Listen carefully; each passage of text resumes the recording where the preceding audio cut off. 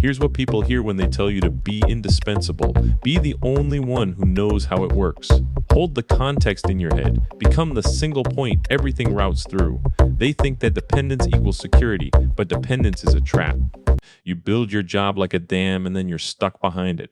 The moment you move, the work stops. That's not safety. That's a career prison. This is Work Yourself Out of a Job, the show about building systems that make you redundant. I'm Mikey, and today we're talking about the single most expensive mistake in your career, confusing being needed with being valuable. Here's what this actually means. Being needed makes you load-bearing. Remove you from the equation and everything collapses. Being valuable makes you portable. Your skills travel and compound anywhere you take them, and that difference is worth everything. You can't grow if you're holding up the ceiling. You can only move forward if your value is transferable. It's not a question of whether you're needed. It's whether your value is portable. If your manager can't picture an organization without you doing this task, they don't see you as promotable. They see you as a fixed cost that's too risky to move. So here's the core idea. You build systems that make you redundant on purpose. You document everything, systematize everything, hand off everything. The reason bottlenecks don't get promoted is because they're not portable. They're load-bearing elements in an organization, like a central support beam that holds up the entire structure. If you remove the beam, the whole building comes crashing down. That's the key insight. Being needed feels safe and powerful, but it's actually a career trap. You don't get promoted by being indispensable, you get promoted by being valuable, and portable value is the only kind that matters for career growth. Here's how to make that shift. Start with your own self-diagnostic. Ask yourself this question. If I vanish for a month, would my manager panic about the work or about me personally? If it's about the work, you're load-bearing. If it's about you, you're valuable.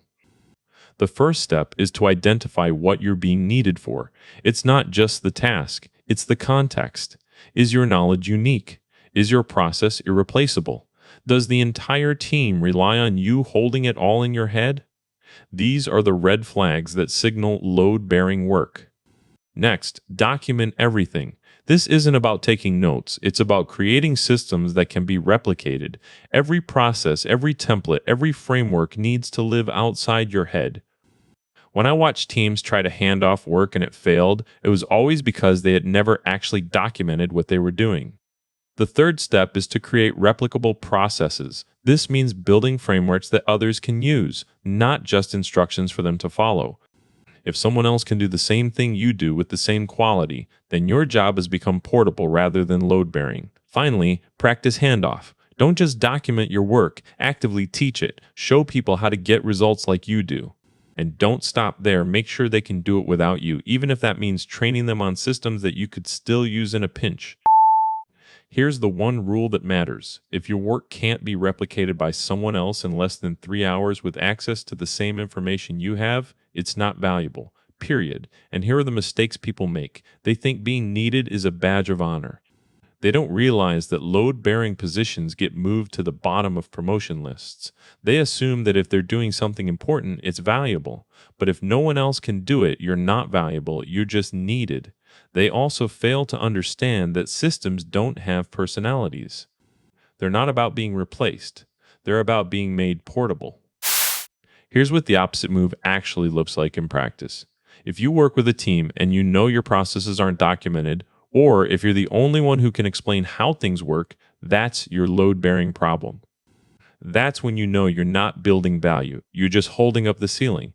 The real cost of being needed is that it prevents you from moving up. If you're a bottleneck, you're also a constraint. You become the thing that slows everything else down.